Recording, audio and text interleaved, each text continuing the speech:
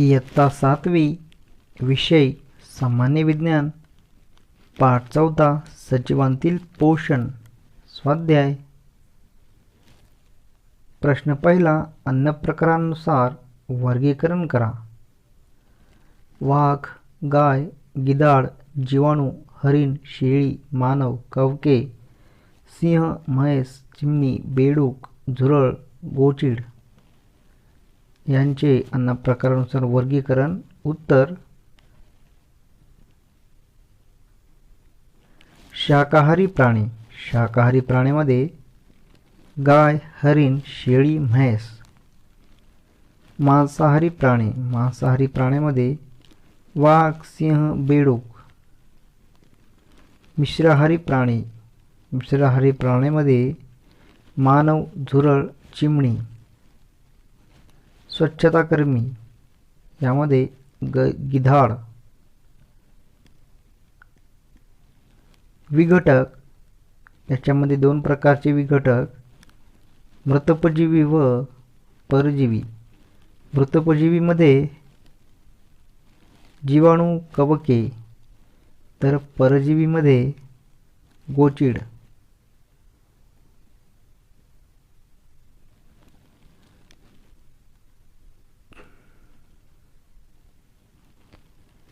प्रश्न दुसरा सांगा मी कोणाशी जोडी लावू। अ गट ब गट। 1 परजीवी वनस्पती। उत्तर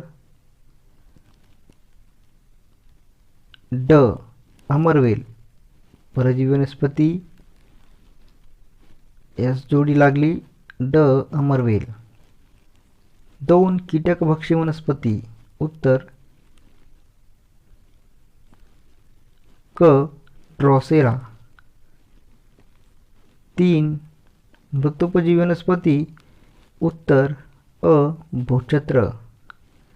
4 सहजीवी वनस्पती। उत्तर ब दगडफूल। प्रश्न तिसरा खालील प्रश्नांची उत्तरे तुमच्या शब्दांत लिहा। अ सजीवांना पोषणाची गरज का असते। उत्तर सजीवांना काम करण्यासाठी ऊर्जा आवश्यक असते। सजीवांच्या शरीराची वाढ व विकास होण्यासाठी तसेच पेशींची झीज भरून काढण्यासाठी व ऊती दुरुस्त करणे, शरीराला रोगांपासून वाचवणे इत्यादी कार्यासाठी सजीवांना पोषणाची गरज असते। आ वनस्पतीची अन्न तयार करण्याची प्रक्रिया स्पष्ट करा। उत्तर वनस्पती स्वतःला लागणारे अन्न स्वतः तयार करतात।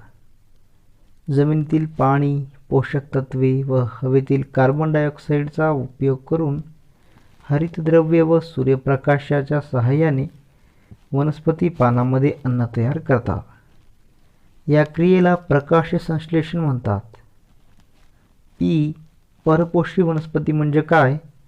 परपोषी वनस्पतीचे विविध प्रकार उदाहरणासह स्पष्ट करा। उत्तर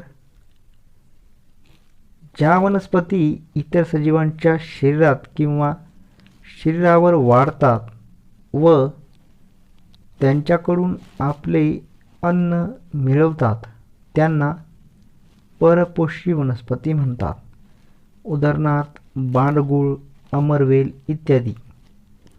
हरितद्रव्य नसल्याने अमरवेल संपूर्णपणे आश्रयी वनस्पतींवरच अवलंबून असते, म्हणून तिला संपूर्ण परपोषी वनस्पती म्हणतात।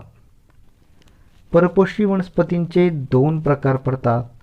अ अर्धपरजीवी या प्रकारातील वनस्पती आधारासाठी मोठ्या वृक्षावर अवलंबून असतात। या वृक्षाकडून क्षार व पाणी शोषून स्वतःचे अन्न तयार करतात। उदाहरणार्थ बांडगुळ। आ संपूर्ण परजीवी या वनस्पतीमध्ये हरितद्रव्य नसते, त्यामुळे त्या संपूर्णरित्या आश्रयी वनस्पतीवरच अन्नासाठी अवलंबून असतात। उदाहरणार्थ अमरवेल। कीटकांचे भक्षण करून जगणाऱ्या वनस्पतींना कीटकभक्षी वनस्पती म्हणतात। उदाहरणार्थ घटपर्णी, ड्रॉसेरा। मृतोपजीवी वनस्पती मृत अवशेषाचे विघटन करून पोषक द्रव्ये तयार करतात. उदाहरणार्थ कवकवर्गीय सजीव.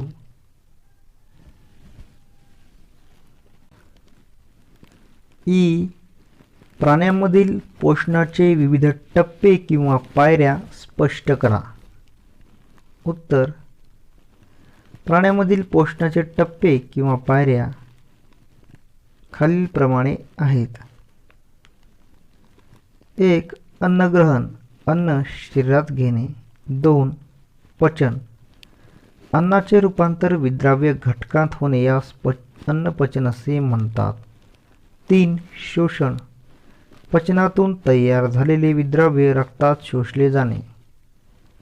4. सात्मीकरण, शोषलेल्या द्रावणीय अन्नाचे शरीरातील पेशी व ऊतीमध्ये वहन व ऊर्जा निर्मिती केली जाणे. 5. उत्सर्जन, पचन व शोषण न झालेले उर्वरित अन्न घटक शरीराबाहेर टाकले जातात. उ. एकाच पेशीत सर्व जीवनक्रिया होणारे एकपेशीय सजीव कोणते? उत्तर: अमिबा, युग्लिना आणि पॅरामेशियम हे एकपेशीय सजीव एकाच पेशीत सर्व जीवनक्रिया करतात. प्रश्न 4. कारणे लिहा. अ. कीटकभक्षी वनस्पतींचा रंग आकर्षक असतो. उत्तर: कीटकभक्षी वनस्पती कीटक खातात आणि आपली अन्नाची गरज भागवतात. कीटक स्वतःकडे आकर्षित करून घेण्यासाठी कीटकभक्षी वनस्पतींना रंग आकर्षक असतो. आ. फुलपाखराला नळीसारखी लांब सोंड असते. उत्तर: फुलपाखरू फुलातील रस शोषते, त्यासाठी त्याला नळीसारखी लांब सोंड असते. या सोंडीच्या सहाय्याने ते अन्न ग्रहण करते. प्रश्न 5. पोषण पद्धतीनुसार ओघ तक्ता तयार करा. पोषणाचे 2 प्रकार, वनस्पती आणि प्राणी. वनस्पतीचे 3 प्रकार, स्वयंपोषी, परपोषी, सहजीवी. परपोषीचे 2 उपप्रकार, कीटकभक्षी, मृतोपजीवी. प्राणे, समभक्षी, मृतोपजीवी, परजीवी. परजीवीचे परत 2 प्रकार, बाह्य परजीवी, अंतःपरजीवी. प्रश्न 6. विचार करा व खालील प्रश्नांची उत्तरे द्या. अ. आपण वेगवेगळे अन्नपदार्थ घरात तयार करतो, म्हणजे आपण स्वयंपोषी आहोत का?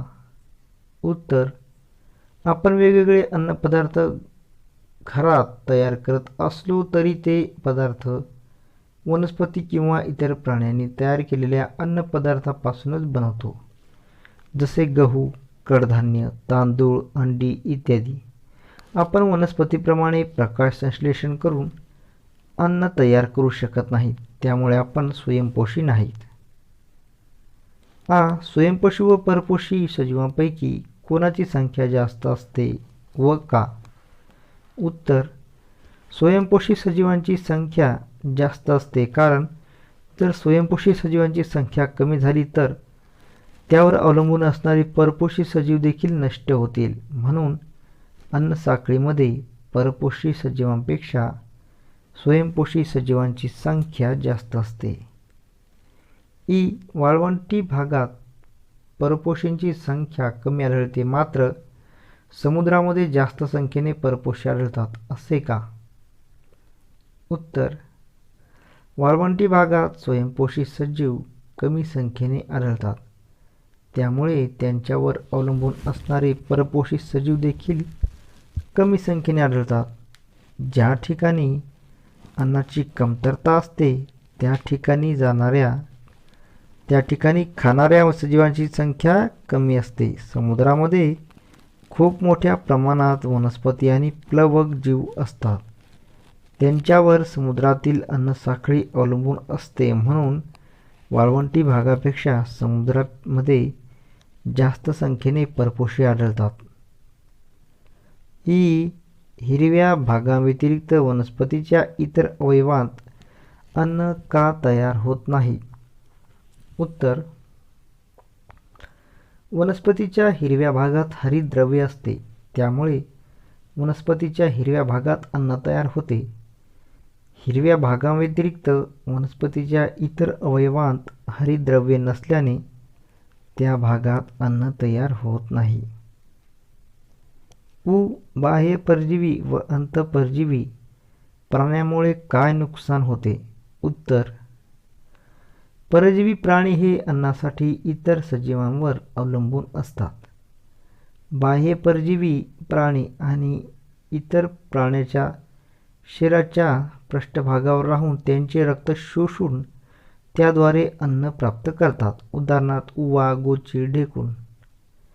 अंतःपरजीवी प्राणी शरीराच्या आतमध्ये राहून रक्ताद्वारे अन्नाचे अथवा प्रत्यक्ष अन्नाचे शोषण करतात, त्यामुळे आपले कुपोषण होते. बाह्य परजीवी प्राण्यामुळे आपल्या आरोग्याचे मोठ्या प्रमाणावर नुकसान होते.